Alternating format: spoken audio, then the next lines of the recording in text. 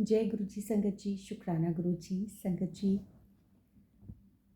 गुरु जी की आज्ञा और हुक्म से दिव्य आभा का नेक्स्ट सत्संग हम सब पढ़ेंगे, सुनेंगे और भी संगत तक पहुंचाने की कोशिश करेंगे। हम सब बहुत ब्लेस्ड हैं जो हमें गुरु जी महाराज के डिवाइन बुक दिव्य आभा को पढ़ने का और सुनने का सत्संग जो इसमें ब्लेस्ड सत्संग हैं जो संगत जी के साथ सब हुए हैं, ये उनके अपने एक्सपीरियंसेस हैं, अनुभव हैं उन्होंने जो इस बुक के थ्रू हमारे संगत के साथ साझा किए हैं। और गुरु जी ने इसीलिए ये सत्संग उनसे लिखवाए थे जिससे कि हम सब इन सत्संग को सुन के अपना कल्याण करवा पाएँ, अपना कल्याण हमारा हो सके। तो थैंक यू सो मच गुरु जी कि आपने हम सब संगत के कल्याण के लिए इतने प्यारे प्यारे डिवाइन सत्संग इसमें लिखवाए। और अब हम सब इसको पढ़ के, इन सत्संग को पढ़ के हम सब अपने आप को कल्याण की राह पे लेके जा रहे हैं। संगत जी, गुरु जी ने कभी नहीं बोला कि तुम मुझको मानो।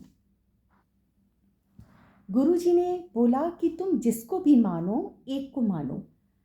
ये नहीं कि हम गुरु जी को भी मान लें, हम किसी और गुरु को भी मान लें, हम उधर भी भटक लें, हम हर जगह पे भटकते रह जाएं। अगर हम अलग अलग बेड़ों पे पैर रखेंगे, अगर हमें नदी के नहर के पार जाना है और अगर हम दो नाव पे पैर रखेंगे तो कभी भी पार नहीं उतर पाएंगे। इसी तरीके से अगर हम अपने एक गुरु के ऊपर विश्वास रखेंगे, हमारी जो आस्था होगी सिर्फ एक गुरु के ऊपर होगी, है ना। जैसे हमारे तो गुरु जी हैं, सबके अपने अपने गुरु होते हैं। गुरु जी ने कभी किसी को ये नहीं बोला कि तुम मुझे ही मानो, वो कहते तुम जिस किसी को भी मानते हो पर एक ही को मानो। और ये बिल्कुल बिल्कुल सच है संगत जी कि अगर हम सिर्फ एक गुरु पे, या आप जिस किसी भी भगवान को मानते हो, जिस किसी भी ईश्वर प्रभु को मानते हो, शक्ति को मानते हो, अगर आप किसी एक के ऊपर विश्वास रखोगे और अपने दिल का हाल, अपने दिल की बातें, अपने मन की बातें आप सिर्फ उनसे कहोगे, आपकी जो भी कहते हैं ना, एक उम्मीद होती है।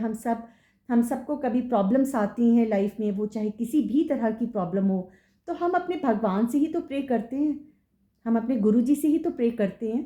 तो अगर आप जगह जगह जाके अपनी अरदासें बोलते रहोगे, अपने मन की बातें बोलते रहोगे, तो आपकी कोई नहीं सुनेगा। अगर आप किसी भी किसी को भी आप मानते हैं, अगर आप उनसे अपने मन की बात करोगे, दिल की बात करोगे, तो वो आपकी परेशानी का हल ज़रूर करेंगी। जैसे मैं अगर अपनी बात करूं तो मैं सिर्फ और सिर्फ गुरु जी को मानती हूँ। बहुत भटका ज़िंदगी में, इधर उधर, जब तक कि मैं गुरु जी के साथ नहीं जुड़ी थी। गुरु जी ने नहीं जोड़ा था, हम कौन होते हैं जोड़ने वाले, जब तक कि गुरु जी ने नहीं अपने चरण कमलों के साथ जोड़ा था। बहुत भटकना हुआ हर जगह पे, यहाँ भी वहाँ भी। बट जब गुरु जी ने अपना लिया, गुरु जी ने अपनी संगत बना लिया, अपने कोमल चरण कमलों के साथ जोड़ लिया, तो वो भटकना बंद हो गया। मतलब कि हम गुरु जी के हो गए। गुरु जी ने तो हमें अपना बना लिया, पर हम गुरु जी के तभी हो पाते हैं संगत जी, जब हम इधर उधर भटकना छोड़ देते हैं, इधर उधर जाना छोड़ देते हैं, सिर्फ अपने गुरु ही के ऊपर विश्वास आस्था रखते हैं। हमें और कोई नज़र नहीं आता, अपने गुरु के सिवा हमें कुछ नहीं दिखता, तब ही हम असली मायने में अपने गुरु महाराज की संगत बनते हैं।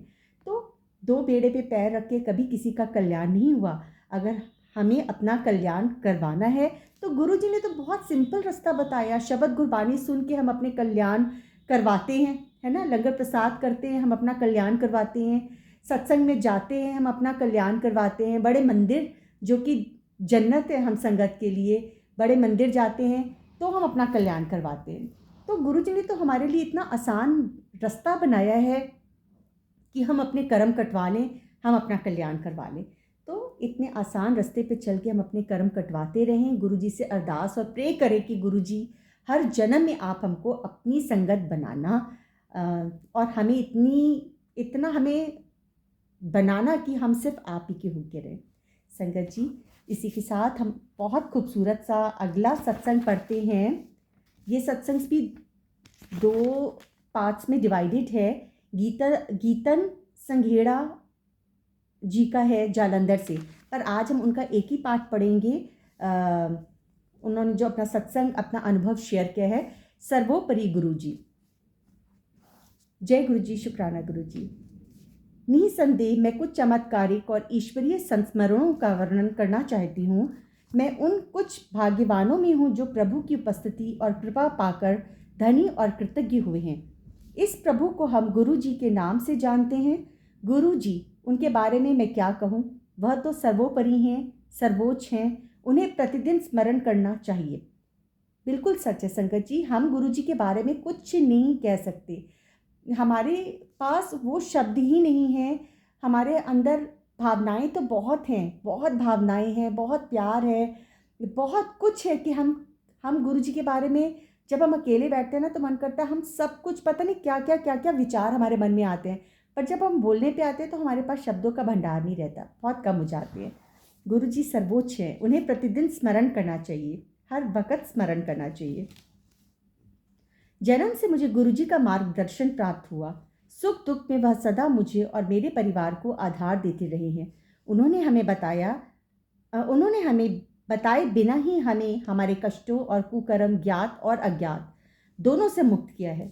आज आपके सम्मुख उस दयावान के साथ अपनी आप बीती बांट कर मुझे अत्यंत प्रसन्नता का अनुभव हो रहा है। तो उनका पहला सत्संग है पान के पत्तों से पुटक की चिकित्सा। हम सबको पता है गुरुजी पान के पत्तों से बड़े से बड़ी बीमारियों को समाप्त कर देते थे, ट्रीटमेंट करते थे वो।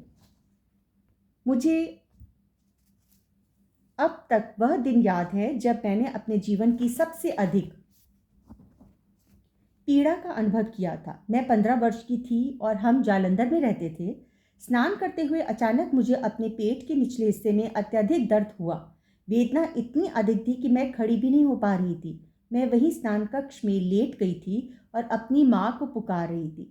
स्वाभाविक रूप से सबको तुरंत गुरुजी की याद आई, तो उन दिनों पंचकुला में थे और वहीं पर संगत करते थे। हम उसी दिन पंचकुला के लिए चल पड़े। चंडीगढ़ पहुंचकर गुरुजी के पास जाने से पूर्व हमने पीजीआई और कुछ अन्य निजी केंद्रों में परीक्षण करवाना उचित समझा।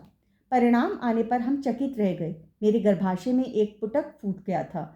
उसने विषैला पदार्थ निकलकर उसमें से शरीर में फैल रहा था।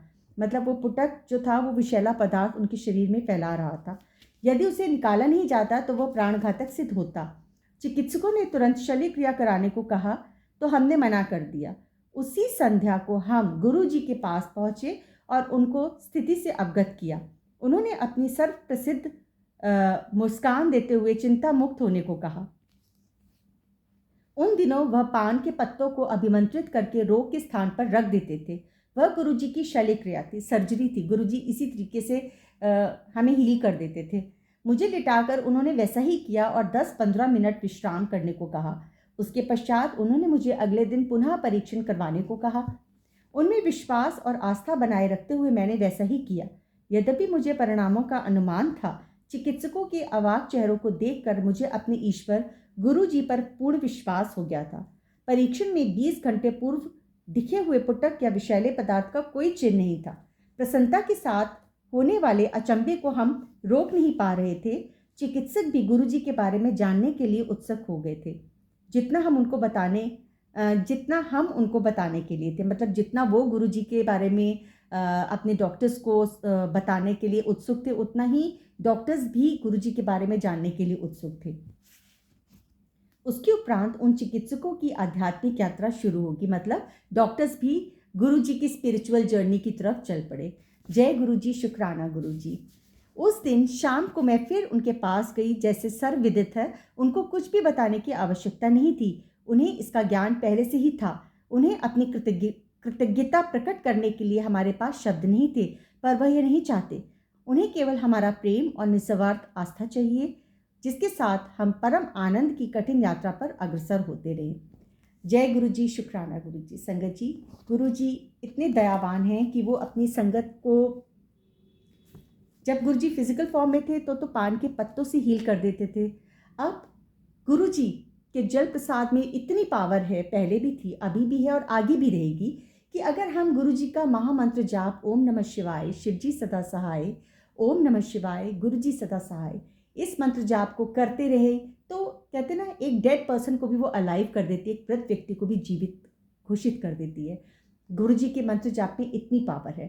तो हम सबको चाहिए कि हम गुरुजी महाराज के चरण कमलों के साथ जुड़ के अपना कल्याण करें, अपने परिवार का कल्याण करवाएं, अपना कल्याण करवाएं और गुरुजी महाराज का शुक्राना करें कि थैंक यू गुरुजी, आपने हमें अपनी संगत बनाया, हर जन्म में आप हमें अपनी संगत बनाना।